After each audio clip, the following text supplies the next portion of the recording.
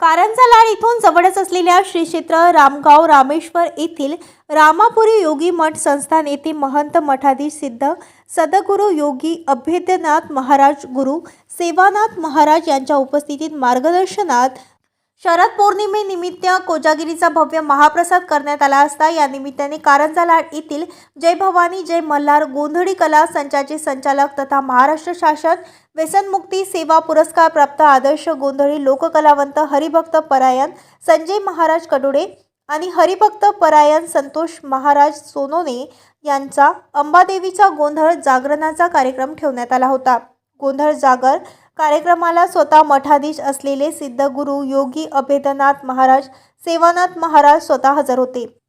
सर्वप्रथम हरिभक्त परायण संजय महाराज यांनी सिद्धगुरू योगी अभेद्यनाथ महाराज गुरु सेवानाथ महाराज यांचे गुरुपूजन करून उपस्थित श्रोतांसमोर अंबादेवी जोगेश्वरी देवी अन्नपूर्णा देवी यांच्या देवीच्या गोंधळाचा कार्यक्रम सादर केला।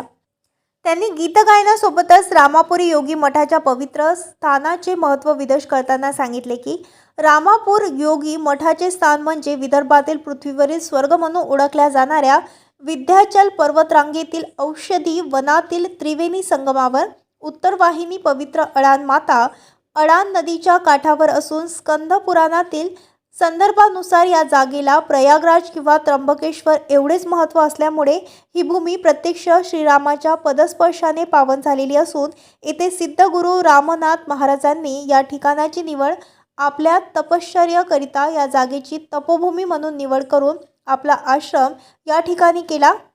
त्यामुळे त्यांच्या पवित्र पदस्पर्शाने आणि तपोभूमीमुळे हा संपूर्ण परिसर पावन क्षेत्र म्हणून ओळखला जात असून निसर्गाच्या सानिध्यातील हे पवित्र ठिकाण आज रोजी पृथ्वीवरील स्वर्ग किंवा नंदनवन आहे। या ठिकाणी सिद्ध गुरु श्री रामनाथ महाराज आणि सिद्ध गुरु मोहननाथ महाराजांची संजीवनी समाधी असून हे स्थान ध्यानधारणेसाठी योग्य मनाला शांती देणारे जागृत स्थान आहे। गोंधळ जागराच्या महाआरतीनंतर उपस्थितांनी कोजागिरी निमित्त दुधाच्या महाप्रसादाचा लाभ घेतला।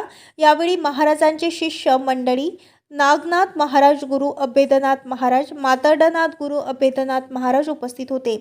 तसेच राजेंद्र पाटील गुले बेलमंडळ महेंद्र सेठ लोढाया जिग्नेश लोढाया आणि रामगाव रामेश्वर येथील शेकडो सद्भक्तांची उपस्थिती होती। प्रतिनिधी संजय कडोडे। ताज्या बातम्या आणि घडामोडी बघण्यासाठी महाराष्ट्र मेल या चॅनलला लाईक आणि सबस्क्राईब नक्कीच करा।